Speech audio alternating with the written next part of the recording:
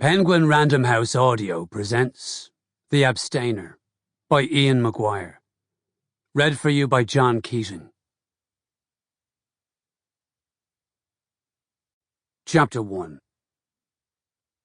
Manchester, November 22, 1867. Midnight. There are field guns on Stanley Street, and timber barricades at every bridge and junction.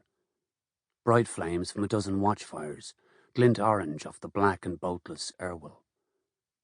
Inside the town hall on King Street, James O'Connor knocks the rain from his bowler, unbuttons his topcoat, and hangs them both on the iron hooks by the recreation room door. Sanders and Malone, and 4 or 5 others, are sleeping on paljasses in one corner. The rest are sitting about at tables, playing whist, gabbing, or reading the Courier. The place has the homely barracks tang of stewed tea and navy cut.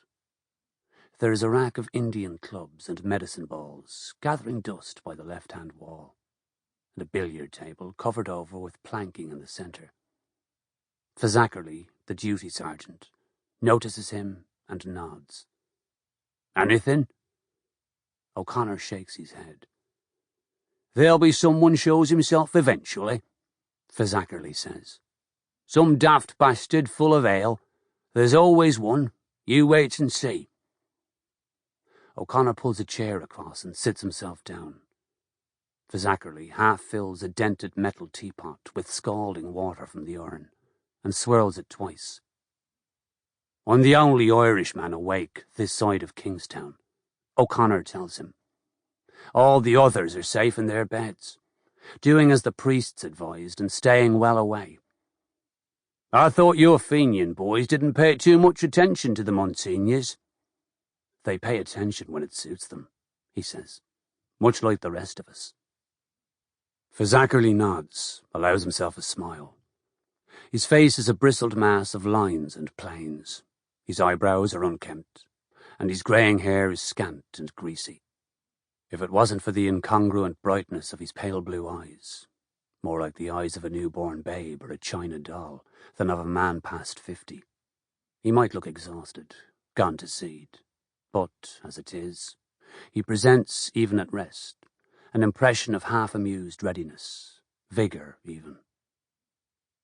"They've seen the cavalry trotting up and down Deansgate," O'Connor goes on. "They've seen the cannons and the barricades. They're not as stupid as you think. There are 3 of 'em who won't look so very clever come 8 o'clock, I'd say." Fazzackerly tilts his head to one side and makes a bog-eyed, strangulated face, but O'Connor takes no notice. It's been 9 months now since he arrived on secondment from Dublin, and he's become used to the ways of his English colleagues, always joking with them, striving to get a rise, always prodding and poking about, to see what he will say or do in answer. Friendly enough at first sight, but beneath the smiles and laughter he senses their mistrust. Who is he anyway, they wonder, this sudden Irishman, come to tell them how to do their jobs? Even Fazzackerly, who is the best by far, treats him, most of the time, as an amusing oddity, some kind of strange exception to the rule, like a visiting Apache or a dancing bear. Other men would feel insulted, but O'Connor lets it pass. He has no desire to explain himself.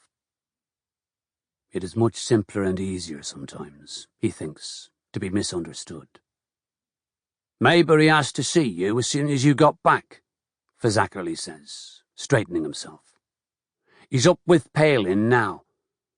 Maybury and Palin together? What do they want with me?" Fazzackerly laughs. "You're the true fucking oracle, Head Constable O'Connor. Didn't you know that? They want you to tell them what the future holds. If they'd paid me any heed before, then Charlie Brett might still be living. That could be true, but it'll do you not the slightest good to point it out. Our great lords and masters don't generally enjoy being reminded of their missteps. I hear Palin's out on his arse anyway, after all this dies down. Pensioned off. Policemen do love to gossip, don't they? Fizzackerly says. Do you fancy your chances of taking over if he goes, Jimmy? Chief Constable O'Connor, is it?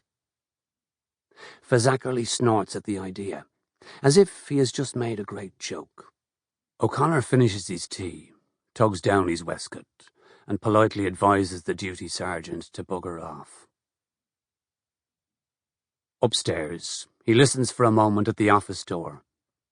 He knows Maybury well enough, but he has seen the chief constable only at a distance on official occasions, standing on a dais or seated on a charger.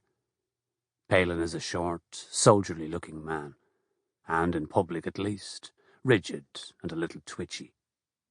The day of the ambush he was away somewhere, unreachable, and the various clear warnings went unheeded as a consequence. A clerk in the head office has already been dismissed for it, but now the rumours are that the Home Secretary, Mr. Gathorne Hardy, has intervened, and Palin will eventually be made to step down. Forced retirement to the country, and an afterlife of ease and plenty, being about as rough as it ever gets for a fellow like him. O'Connor hears them talking through the door. Palin's low voice, Maybury's occasional interruptions, but can't make out the words. He knocks. The conversation pauses, and Maybury calls him to come in. Neither man smiles or rises from his chair. Maybury, who is of medium height, stout with mutton chop whiskers and a port wine stain on one cheek, nods once. Palin gazes suspiciously at O'Connor, as if he has seen him before but can't remember where. Both men are in their shirt sleeves, and Palin is smoking a cigar. There is a jar of mustard and a bottle of vinegar on the table. The smell of sausage lingers in the bluish air. The sergeant told me you wanted to see me, sir, he says to Maybury. Maybury glances at Palin, offering him the chance to speak first, but Palin shakes his head. Give us your report, please, Head Constable O'Connor, Maybury says. He makes it sound as if this is a normal, everyday duty, as if reporting directly to the Chief Constable of Manchester in the middle of the night is part of his job. O'Connor takes his notebook from his inside pocket and thumbs its pages. I've been walking the town all day, he says, and I've spoken with some of my informers. I'm confident we have nothing to fear tonight. The hangings will go off smoothly, I'm sure of it. If the reprisals come, they will come later on, when things have quieted down a little, after the troops have all left town. So you have heard some talk of reprisals?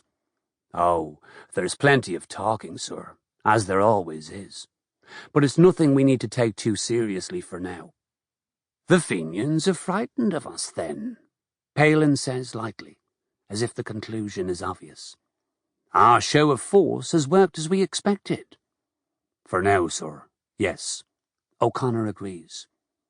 But in a month or two, I expect the situation will be different. Different how? Maybury asks.